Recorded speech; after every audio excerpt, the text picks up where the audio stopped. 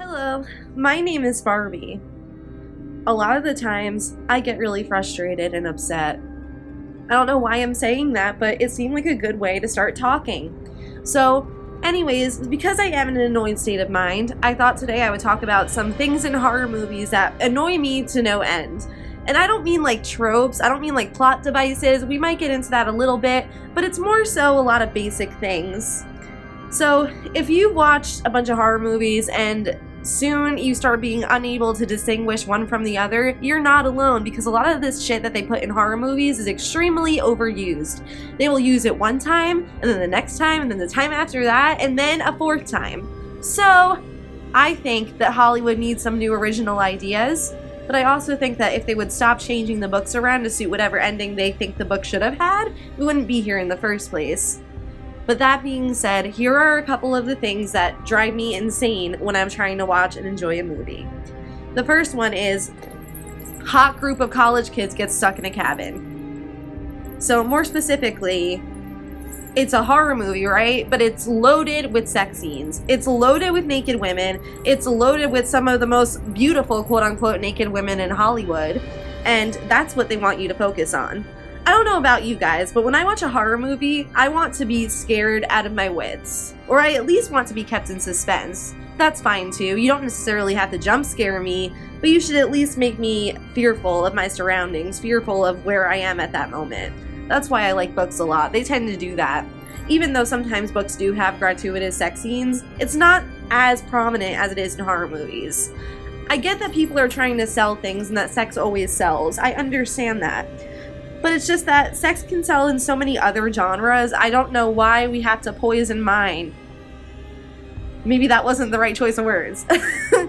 Sex can sell in so many other genres. I don't know why it has to be in every single movie. I mean, even movies where it wasn't in the book or it was nowhere to be found in the plot. So I understand things like Friday the 13th, for example. The whole idea is that the kids were too busy enjoying each other to save Jason from drowning. I would have said spoiler alert, but I'm sure that's well known. So that being said, there's also times when it's completely unnecessary. I wouldn't say Halloween is necessarily one of those times. I do understand, he sees red when he sees his sister and all that stuff, but still, it's like a lot of these directors really take it to the extreme and they make that the entire focus on the movie when, like I said, I was supposed to be scared. So I don't know what's up with that. I think that if we're gonna go into the horror genre, we shouldn't be afraid to have some actors that don't look like everybody else. We shouldn't be afraid to have some genuinely grotesque stuff happen without the little palate cleanser on the way in. I don't think we need all that stuff. I mean, people are welcome to disagree with me. I can see how it benefits some movies, like for example X with Mia Goth. That the entire plot was about a group of adult film stars going to some abandoned farm they think it's abandoned farm to shoot a porno. So of course it makes sense to have sex scenes in there. But then it's like you turn it around and you go to like A Stir of Echoes, for example, which I love that movie. So I'm not knocking the movie, but there's a sex scene in there that's just completely unnecessary. I don't know why they put it there. And it's like, what is the reason? Why do I need to see this right now? The new Hellraiser, which, oh my god, I have so many things to say about that, but the new Hellraiser, that had so much nudity. And look, the original Hellraiser, which in my opinion is near perfect, had a sex scene in it, but it was not over the top. There was a reason for it, to show that Julia was cheating on her husband with his brother. That ends well, I'm sure you can imagine. And it made sense. It made perfect sense. But then you go to the new Hellraiser and it's just like, why is this girl nude every 15 seconds? I'm supposed to be afraid. Right? Right. Yup.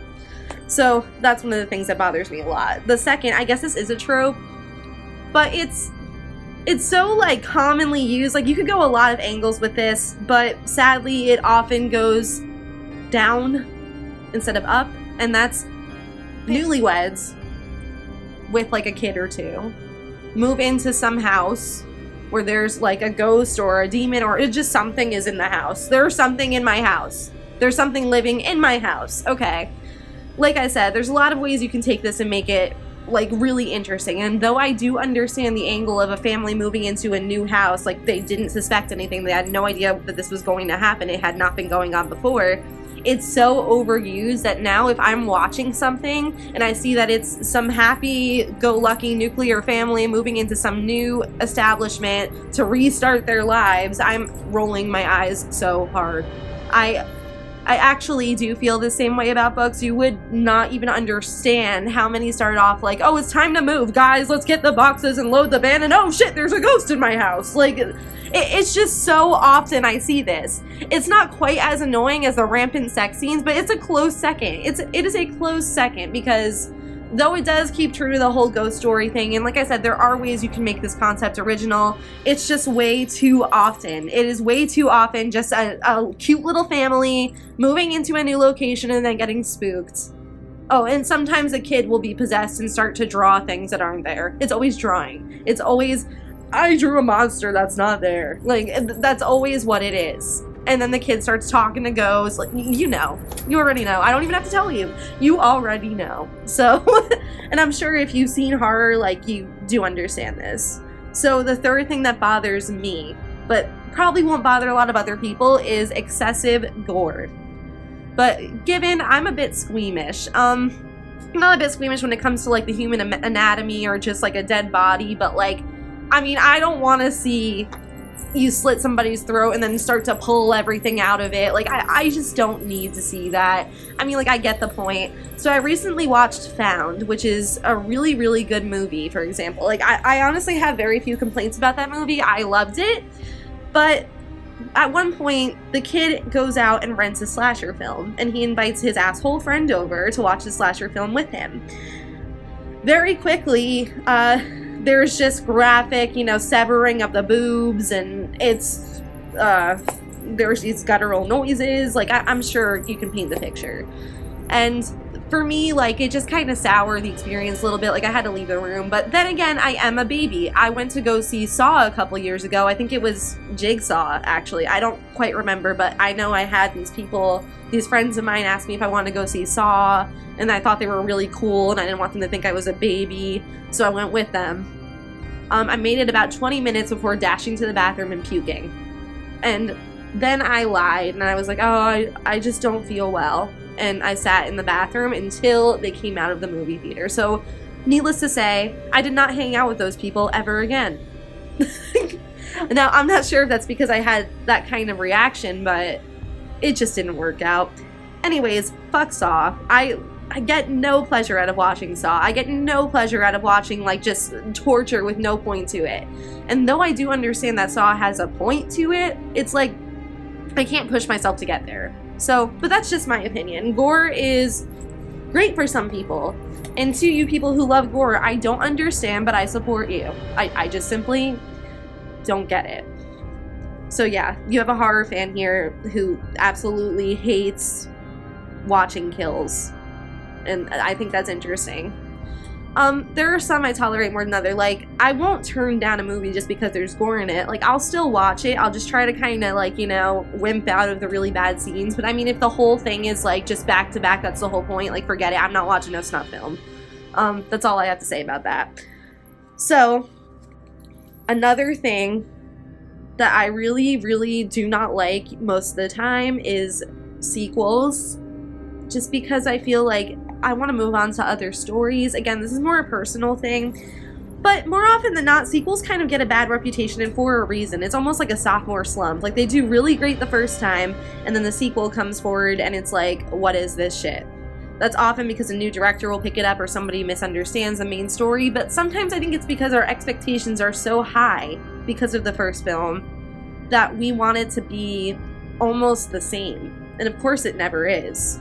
So, I think that there are some sequels that are really good. Like, for instance, Ouija, Origin of Evil was better than the one that came before it, which was just Ouija. Ouija has such a bad reputation, and for such a good reason. But Origin of Evil really took it and amped it up and made it better. Another thing I like better than the first is The Conjuring 2. In my opinion, that was better than the original. So maybe the sequel curse is kind of getting a little bit broken lately, but still, it is a common theme. So, that's all from me today. If you enjoy watching horror movies, I'm sorry for the amount of porno that was probably stuffed into your horror movies, and I hope that one day we can see some more original ideas. There is good stuff coming out. In fact, I just named a lot of really good stuff, but there's also the slushy shit, like the shit that reminds me of black snow after you walk on it. Like, could have been perfectly fine, but you soiled it. So, yeah, that's been me. My name is Barbie, and it was really nice speaking to you. I hope you have some pleasant nightmares, and hit subscribe.